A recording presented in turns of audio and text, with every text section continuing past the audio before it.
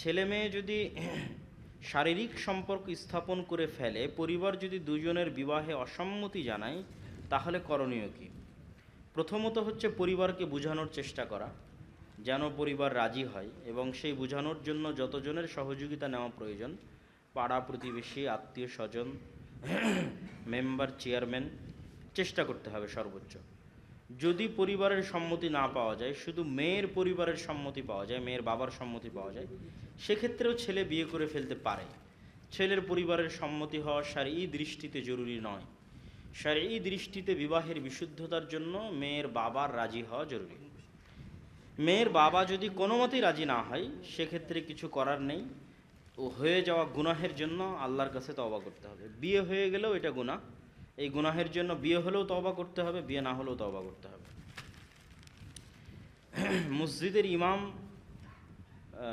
মসজিদের ইমাম যদি পর্নোগ্রাফিতে আসক্ত থাকে, তাহলে তার পিছনে কি নামাজ পড়া যাবে? কোনো অপরাধের জন্য সবসময় নামাজ পড়া যাওয়া না যাওয়ার প্রশ্ন করাটা উচিত নয়। আমরা সবসময় সকল অপরাধকে অজু ভাঙ্গার সাথে আর নামাজ হওয়া না হওয়ার সাথে সম্পৃক্ত করি, যে ভাই এটা করলে কি অজু ভেঙে যাবে, এটা করলে কি অজু ভেঙে যাবে, গান শুনলে অজু ভেঙে যাবে, মেয়ের সাথে কথা বললে অজু ভেঙে যাবে। এগুলোর সাথে অজু ভাঙ্গার সম্পর্ক না, এটা একটা ইন্ডিপেন্ডেন্ট গুনাহ।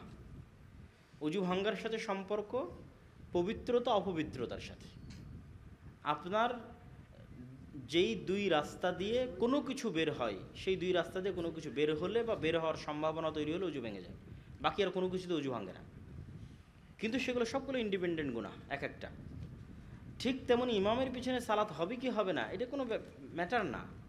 মূল ম্যাটার হচ্ছে সে যে গুনাহটা করতেছে ওইটা একটা বড় গুনাহ এবং ইন্ডিপেন্ডেন্ট গুনাহ, স্বাধীন একটা গুনাহ। এখন ওইটাও বাদ দেন, ইমাম সাহেব যদি উজু না করেই সালাত আদায় করায়, আপনি কি ধরতে পারবেন?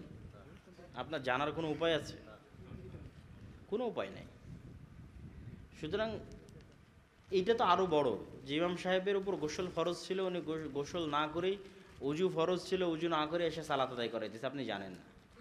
সুতরাং ইমামের সালাত হওয়া না হওয়ার সাথে আমার আপনার সালাত হওয়া না হওয়ার কোনো সম্পর্ক নেই। 99% ক্ষেত্রে আমাদের সালাত হয়ে যাবে। একমাত্র যদি স্পষ্ট জানা যায় যে ইমাম সাহেব কাফের, তাহলে তার পিছনে সালাত হবে না।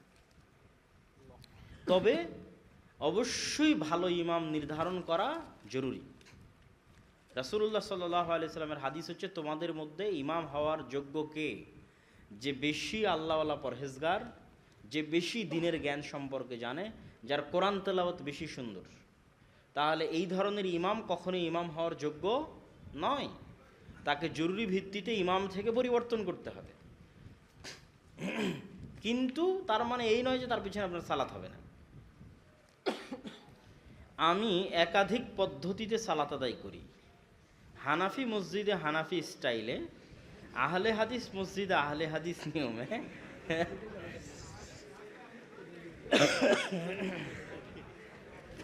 আমার নামাজে কোনো সমস্যা হবে কিনা?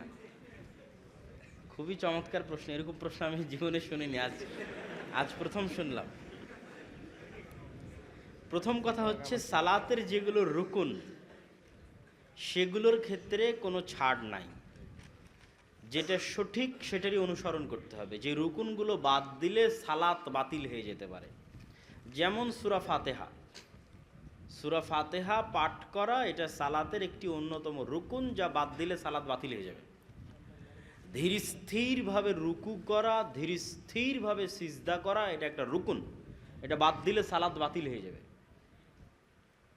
তা এই ধরনের মাসালাগুলোতে যদি আপনি যখন যেই মাসালা ইচ্ছা তখন সেটা ফলো করেন, হবে না।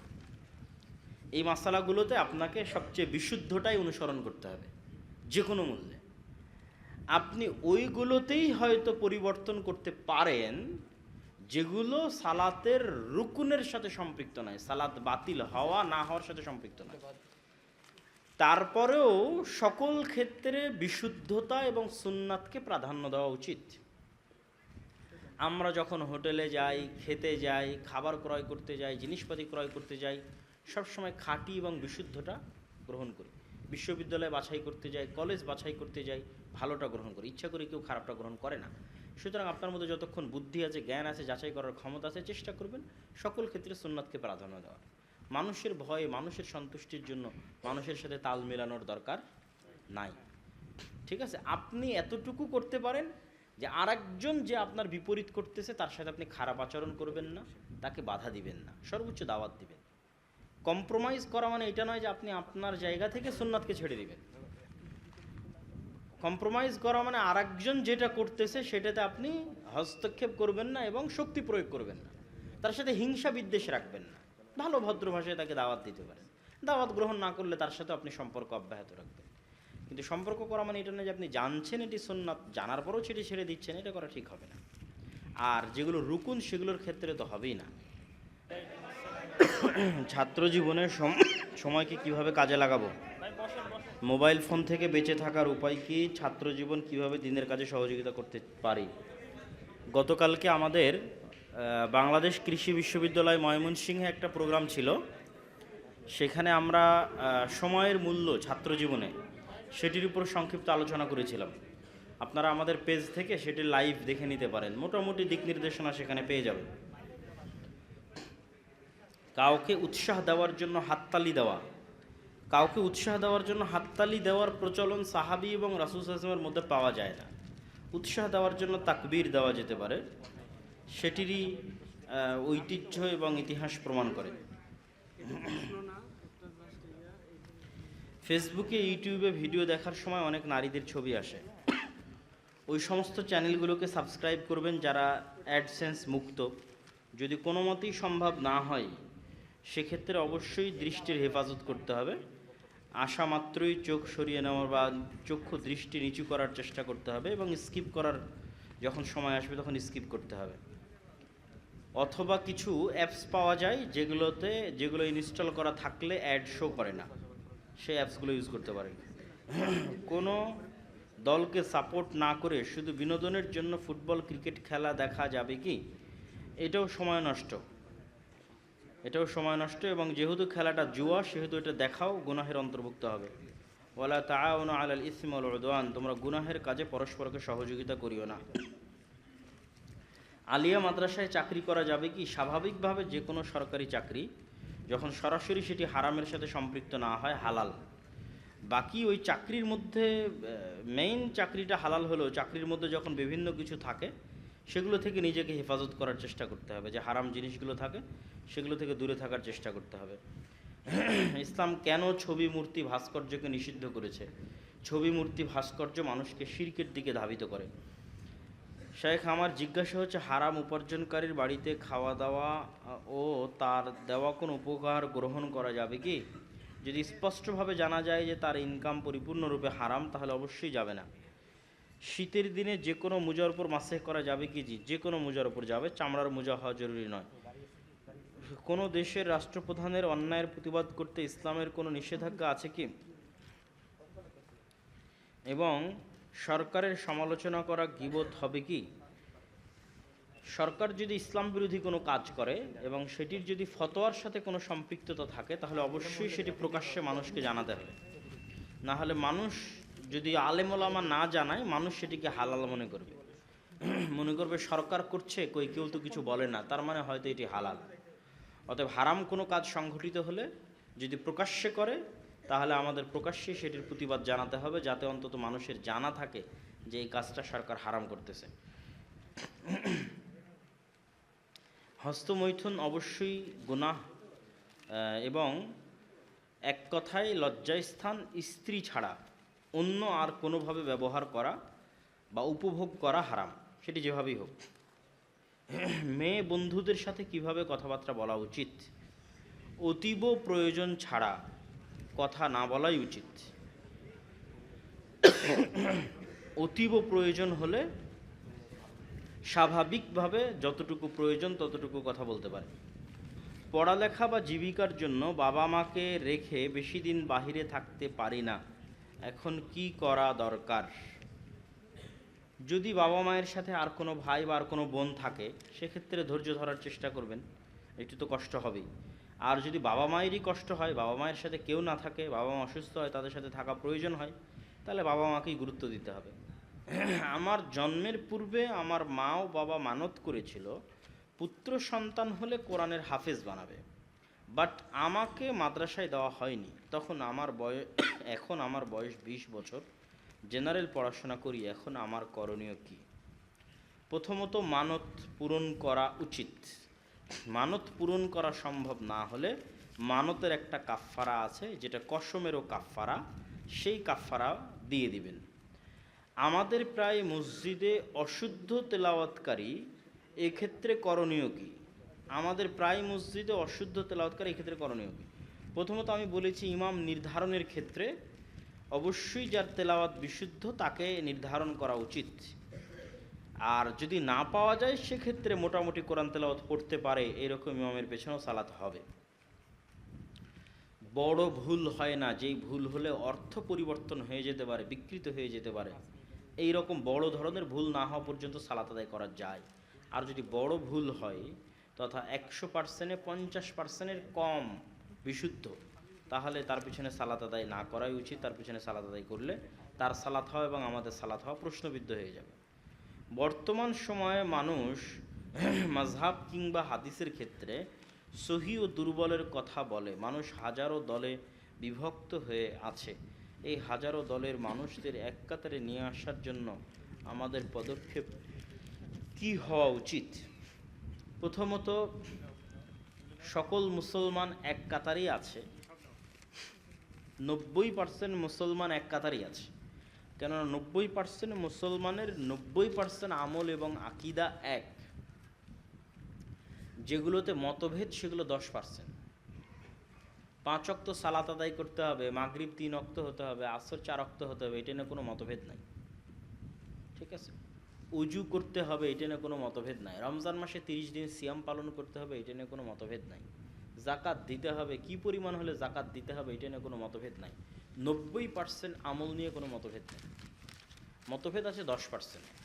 সুতরাং 10%-এর উপর ফোকাস দিয়ে যদি আপনি বলেন মুসলমানেরা আলাদা, এটা ভুল কথা।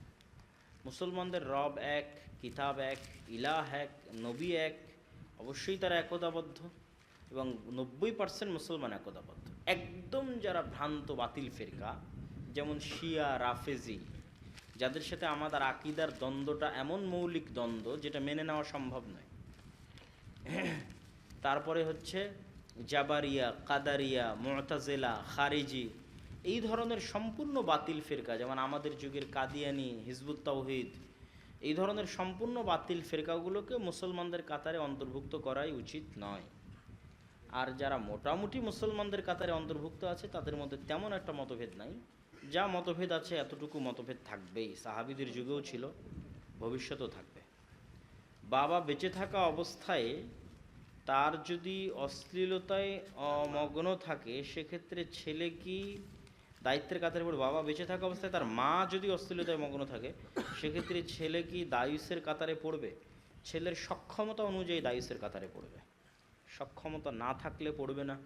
আর যদি সক্ষমতা থাকে, বাবাকে কথা মানানোর, মাকে কথা শোনানোর, সেই অর্থনৈতিক অ্যাবিলিটি, সেই সামাজিক পদমর্যাদা যদি থাকে, অবশ্যই তার উপর দায়িত্ব বর্তাবে। আমাদের মহিলাদের নামাজ সম্পর্কে সংক্ষিপ্ত বিবরণ দিলে মনে হয়। মেয়েরা কি আজকে আছে? কোথায় আছে? আচ্ছা আচ্ছা আচ্ছা। আমাদের মহিলাদের নামাজ সম্পর্কে সংক্ষিপ্ত বিবরণ দিলে মুনাসিব হয়। মেয়েদের জুমার নামাজ জামাতের সহিত আদায় হবে কিনা? আমরা তো আজকে মেয়েদের সম্পর্কে কোনো আলোচনাই করিনি। প্রথমত, রাসূলুল্লাহ সাল্লাল্লাহু আলাইহি ওয়াসাল্লাম ছেলেদেরও নবী, মেয়েদেরও নবী, না শুধু আমাদের নবী? উভয়ের নবী। তার মানে ইন জেনারেল, বাই ডিফল্ট, আল্লাহর নবী যা করবে তা ছেলের জন্য সুন্নাত, মেয়ের জন্য সুন্নাত। এবং আল্লাহ সুবহানাহু ওয়া তাআলা যা আদেশ দিবে তা ইন জেনারেল বাই ডিফল্ট মেয়ের জন্য ফরজ, ছেলের জন্য ফরজ। সালাত, সিয়াম, হজ, যাকাত সহ আর যা আছে, এবং রাসূল সাল্লাল্লাহু আলাইহি ওয়াসাল্লাম যা সুন্নাতের প্রতি আমল করতেন, সুন্নাত, নফল, সুন্নাত সালাত, সুন্নাত সিয়াম, ঠিক আছে, নফল সিয়াম, নফল দান, তার প্রত্যেকটা কি ছেলের জন্য খাস আর মেয়ের জন্য নয়, এরকম আছে? সব ছেলে এবং মেয়ের জন্য সমান। ততক্ষণ পর্যন্ত মেয়েকে আলাদা করা যাবে না যতক্ষণ না স্পেশালি আল্লাহর নবী মেয়েদের বিষয়ে কোনো হুকুম এবং আহকাম এবং আল্লাহ সুবহানাহু ওয়া তাআলা মেয়েদের বিষয়ে কোনো হুকুম এবং আহকাম আলাদা না করে দিচ্ছে, তাহলে আলাদা করতে চাইলে আলাদা করার প্রমাণ থাকতে হবে, এক হওয়ার প্রমাণ লাগবে না। কেন এক হওয়াটা ইন জেনারেল বাই ডিফল্ট। প্রমাণ লাগবে কোনটার বলেন তো, জোরে বলেন, কোনটার প্রমাণ লাগবে? আলাদা হওয়ার। তাহলে আপনি যদি বলতে চান মেয়েদের সিজদা এরকম হতে হবে, এরকম নয়, তাহলে আলাদার প্রমাণ দিতে হবে। আর যদি আলাদার প্রমাণ না থাকে তাহলে বাই ডিফল্ট আল্লাহর নবী যেমন সিজদা করেছে তেমনই সিজদা করবে মেয়েরা। জি, মেয়েরা ঈদের সালাতে জামাতে যেতে বাধ্য, জুমার সালাতে যাওয়া উচিত। স্বাভাবিক 5 ওয়াক্ত সালাত একাকী বাড়িতে পড়াই উত্তম। জুমার সালাত যাওয়া উচিত কেন? জুমার সালাতে দিনের জ্ঞান পাওয়া যায়। এমনিতেই মেয়েদের দিনের জ্ঞান অর্জনের রাস্তা সংকুচিত, সংকীর্ণ। তো সপ্তাহে একদিন ইমাম সাহেবের আলোচনা শুনলে দিনের জ্ঞান অর্জনের রাস্তা তৈরি হয়। ফলত দিনের জ্ঞান অর্জনের জন্য সপ্তাহে একদিন জুমার এই সালাতে মসজিদে যাওয়া উচিত। আল্লাহর নবীর যুগে 5 ওয়াক্ত সালাতেও মেয়েরা মসজিদে যেত। আর ঈদের সালাতে যাওয়া জরুরি কেন? আল্লাহর নবীর আদেশ তাই। আল্লাহর নবী আদেশ দিতে দিতে দিতে দিতে এই পর্যন্ত বলেছেন, যার কাপড় নাই সে আরেকজনের কাপড় ধার করে নিয়ে ঈদের সালাতে যাবে, যে ঋতুবতী সেও ঈদের সালাতে যাবে, নামাজ না পড়ে আলাদা হয়ে বসে থাকবে।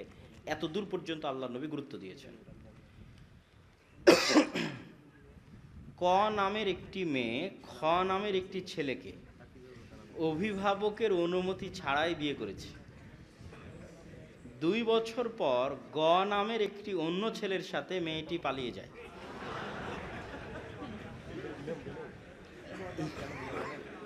ইদ্যত ছাড়াই এমন দ্বিতীয় বিয়ে বৈধ করতে করণীয় কি?